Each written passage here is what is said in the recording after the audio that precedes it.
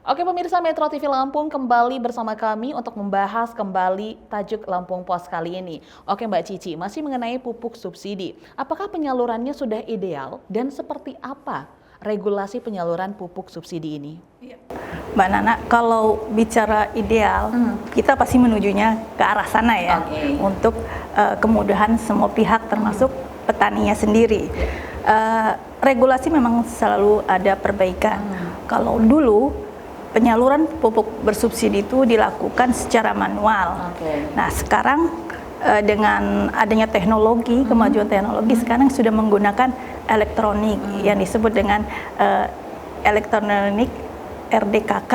Jadi petani mengusulkan lewat ketua kelompoknya, kemudian ketua kelompoknya mengajukannya lewat online, lewat daring, dan pembayarannya juga sekarang melalui bank.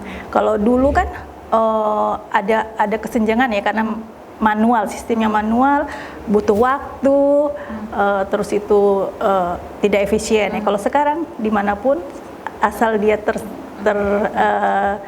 ada koneksi internet dengan sistem online, maka itu dengan mudahnya mendaftarkan untuk pupuk bersubsidi.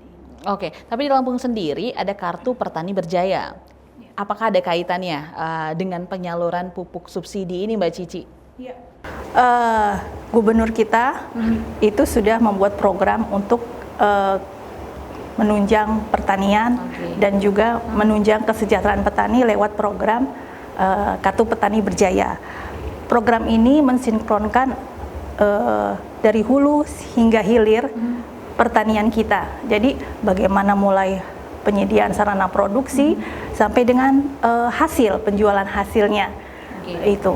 Nah, di sini juga kita mendapatkan petani itu mendapatkan beberapa kemudahan. Dengan sinkronisasi ini diharapkan petani lebih bisa mendapat kesejahteraan dari mereka yang mereka usahakan. Kalau selama ini kan misalnya susah mendapatkan pupuk, kemudian bibit. Nah, sekarang dengan adanya program ini diharapkan itu lebih dipermudah. Begitu juga untuk penjualan hasilnya. Kalau dulu banyak sekali tengkulak-tengkulak yang sudah kalau mau panen itu biasanya tengkulak sudah pada berkeliaran. Nah, dengan adanya sistem ini dia bisa petani bisa menentukan sendiri mau dijual di mana, bagaimana harganya yang lebih baik. Oke, jadi dengan Kartu Petani Berjaya itu juga mempermudah untuk mendapatkan pupuk subsidi, seperti itu Mbak Cici? Iya. Nah, ini masih ada penyelewengan. Apakah dengan adanya Kartu Petani Berjaya ini belum diikuti dengan pengawasan yang ketat Mbak Cici? Seharusnya memang pengawasan ya. Tapi kenyataannya saat ini? Ya, saat ini kita memang beberapa pengawas Satgas Pangan sudah ada. Kemudian PPL juga yang sebagai pemantau di lapangan juga sudah ada. Tapi mungkin ya itu tadi perlu maksimal dan efisien. Dan untuk pengawasan juga tidak hanya mereka yang perlu melakukannya, petani pun harusnya bisa melakukan pengawasan ini. Jadi petani misalnya kalau ada ketidaksesuaian penyebaran pendistribusian pupuk bersubsidi, mereka bisa segera melaporkan sehingga hari ini tidak berlarut-larut dan lebih terungkap lebih cepat. Oke, ini pasti erat kaitannya dengan Dinas Pertanian. Tentu mereka ada evaluasi. Sejauh ini evaluasi yang dilakukan oleh Dinas Pertanian seperti apa Mbak Cici? Ya, evaluasi itu biasanya mereka dilakukan per semester ya. Kalau bisa memang lebih per triwulan, karena ada beberapa petani kita itu panennya bisa ada yang 3 kali dalam setahun. Ini disesuaikan dengan daerah masing-masing ya. Kalau irigasinya bagus, sarana produksinya bagus, itu bisa produksinya bisa 3 kali dalam setahun. Tapi kalau yang jauh dari irigasi bisa 2 kali atau 1 kali 1 tahun.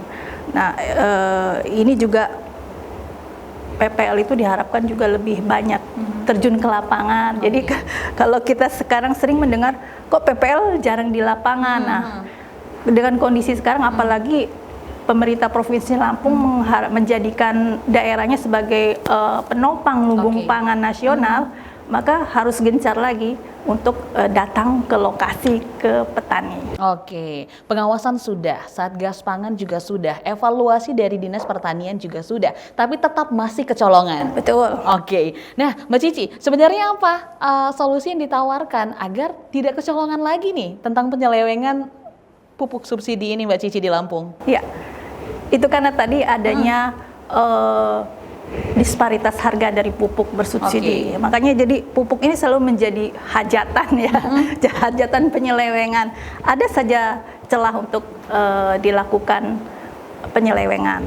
Nah, bagaimana agar tidak terjadi kembali pupuk ini tepat sasaran? Tentunya selain pengawasan pengetatan, terus penggunaannya juga harus efisien ya, dan tepat dosis istilahnya. Kemudian petani juga diharapkan tidak terlalu bergantung dengan pupuk, ini kan pupuk anorganik ya, pupuk industri. Ada kalanya memang harus digunakan juga pupuk organik. Ya, pupuk organik ini selain unsur haranya bagus, dia juga akan menyuburkan tanah. Jadi kalau tanah yang diberi pupuk industri terus-menerus dia akan kurus ya. Kalau di dalam dunia pertanian. Tapi kalau dicampur dengan sekali-sekali diselang dengan pupuk organik, maka dia akan lebih bagus dan produktivitas yang dihasilkan akan lebih tinggi. Inilah yang salah satu agar tidak tergantung dengan pupuk industri yang bersubsidi. Oke Mbak Cici, nanti kita akan kembali untuk melanjutkan untuk membahas trending topik yang ada di Lampung Pos. Pemirsa Metro TV Lampung, jangan kemana-mana. Setelah ini kita akan bahas trending topik apa saja yang ada di 3 platform Lampung Pos lainnya, yaitu lampos.co, Lampung Pos ID, dan juga Saya Radio 100 FM. Tetaplah bersama kami.